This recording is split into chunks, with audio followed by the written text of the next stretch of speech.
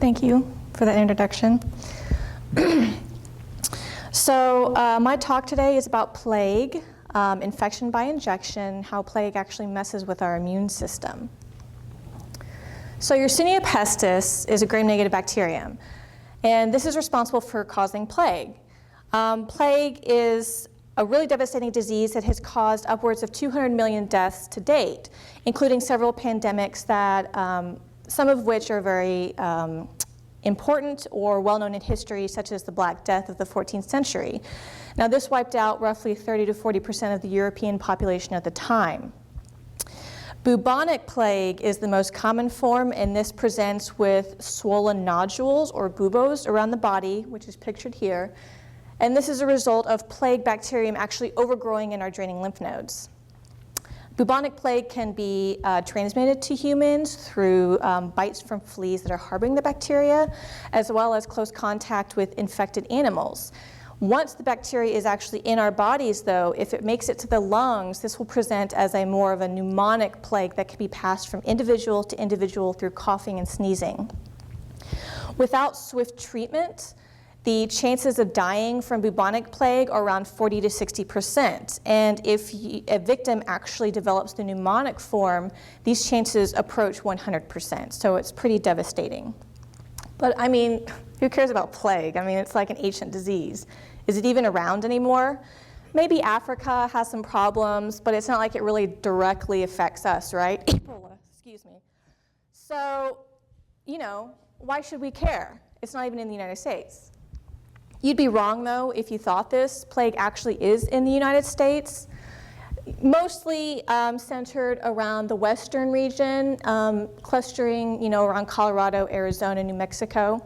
And this has to do mainly with the wildlife. So a lot of times, prairie dogs and ground squirrels will test positive for plague. Every year, there are several cases that do pop up in the United States. In fact, this year alone, there have been 14 cases reported of plague in the United States.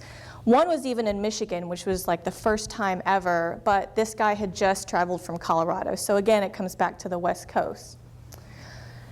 Even though the percentage of death that comes from plague that we get in the United States is fairly low these days, this is because we have good antibiotics and swift treatment that can happen.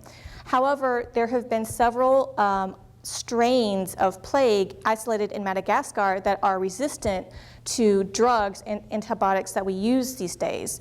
In fact, one of the strains was resistant to all of the different antibiotics we use to treat plague. So the fact that these strains actually exist is very worrisome. Just because they haven't been isolated in the United States yet, there's still a chance that they're going to make it over here eventually, and this could cause another pandemic. All right, so let's kind of switch gears and talk about how we ourselves defend against any kind of invading pathogens or microbes. When a microbe enters our body, our immune system jumps to action to identify and to eliminate any foreign objects or foreign pathogens. At first, it does this in a very nonspecific manner. So there are certain patterns on foreign objects or invading pathogens that are recognized by our immune cells, almost as if our immune cells are profiling these foreign cells that are entering our bodies. If this foreign cell is deemed a threat, our immune cells will then ingest the object or the cell and destroy it, similar to how we digest food. At the same time, this immune cell will release chemical signals to let other cells in the body know that there is an invasion and they need backup. They'll also present pieces of these foreign cells to the other cells so they know what they're looking for. It's as if they're presenting a sketch of the suspect to other police forces. So how does plague outsmart our cells? How does it get past this discrimination once it enters our body? Plague has developed a really ingenious way to actually inject its own bacterial proteins through needles that it builds on its surface directly into our immune cells. These proteins act from within our cells to change the behavior in a way where our immune cells can no longer ingest the bacteria, and it won't release chemical signals to alert other cells of an invasion. Also, some of these cells will actually be driven to kill themselves. So in a way, the plague bacteria are silencing our immune cells from within, like a computer virus almost.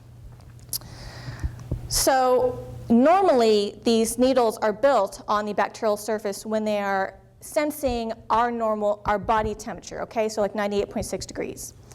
But there's still a plug that is formed, so the bacteria are not really going to be spewing out proteins everywhere into the environment. That wastes a lot of energy. They want to wait until the proper moment, and then they will strike when they come in contact with an immune cell. However, as an easier way to study these proteins and how plague is interacting with our cells, we can actually trick the bacteria into thinking that it has come in contact with immune cells. So we'll grow it at normal body temperatures. The needles will be formed, but they'll be plugged up and nothing's leaking out. However, when we take calcium away, these plugs now disappear and the proteins come out of the cells through the needles. This is a way we can study what's coming out, what the timing is, everything like that. Our lab recently discovered that not only are bacterial proteins coming out, but bacterial RNA is coming out through the needles as well. This also happens in the same manner as do the proteins. So when the needles are plugged, no RNA is leaking out. It stays in the cell. However, when calcium is taken away, the plugs disappear, and the RNA and the protein are deliberately being secreted through the needles. So, is plague RNA actually being injected into our cells? Our preliminary data in our lab suggests that this could actually be the case. But why does this matter? Who cares if RNA is going into our cells? Well, there have been a lot of reports looking at how RNA and proteins can affect our cells. And if plague is intentionally injecting RNA into our immune cells, there has to be a really good reason. This bacteria has evolved over time to be very concentrated and very specific with what it's doing to our cells. On one case, the RNA could be acting as the proteins are, where it's blocking different behaviors or signals to change our immune cells. On the other hand, it could be overstimulating our immune cells so it kills us faster.